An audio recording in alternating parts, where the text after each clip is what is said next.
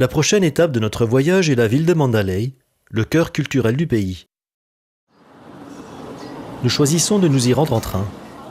Et le train en Birmanie, c'est un voyage en soi où l'on découvre à la fois la splendeur et la misère du pays.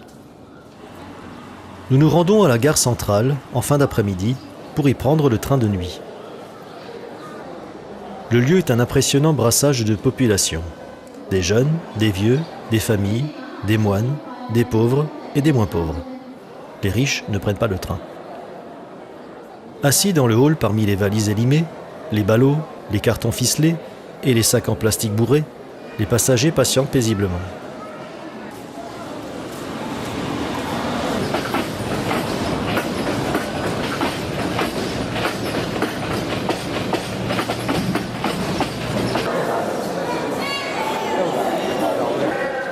L'accès au quai n'est autorisé qu'à l'arrivée du train.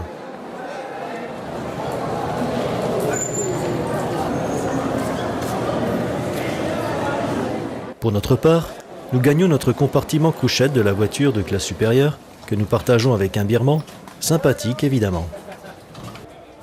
Le confort est sommaire. Le train n'est plus de la première fraîcheur, il est même hors d'âge, voire usé jusqu'à la corde. Les volets sont déjà fermés, je pense qu'on va passer une bonne nuit. Bye. La vieille locomotive diesel s'active, crache un impressionnant nuage noir et le train se met en branle. Quelques minutes plus tard, la valse commence. Le train avance à une allure assez réduite, mais cela ne l'empêche pas de danser sur la voie au rythme d'une mélodieuse musique de ferraille fatiguée. Les secousses sont telles que nous décollons littéralement de nos sièges. Ça sautille un peu, non? Ouais, légèrement, quoi, ça va. On va avoir le bail de mètre après.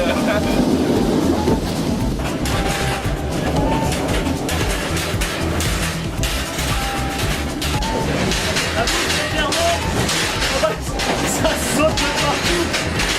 Essayez de passer de l'autre côté, mais c'est pas gagné du tout,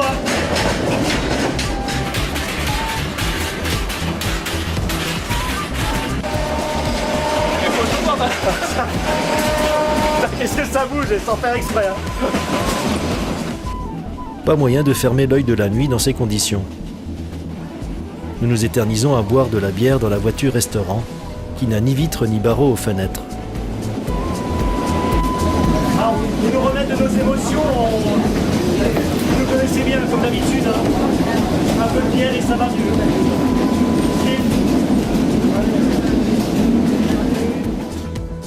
En chemin, on traverse plusieurs villages. Les adultes et les enfants se précipitent souvent pour observer le train passer. Certains sont tellement enthousiastes qu'ils nous envoient des sourires et des signes de la main pour nous saluer. Les paysages birmans défilent. On finit par se laisser bercer.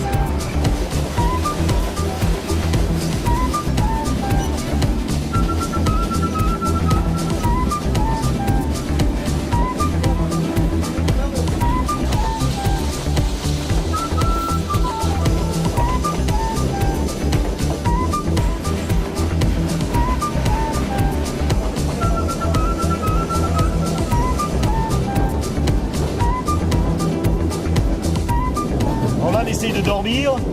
Il est 21h. Alors imaginez pouvoir dormir dans un grand 8. Un peu comme si vous étiez un popcorn. Voilà.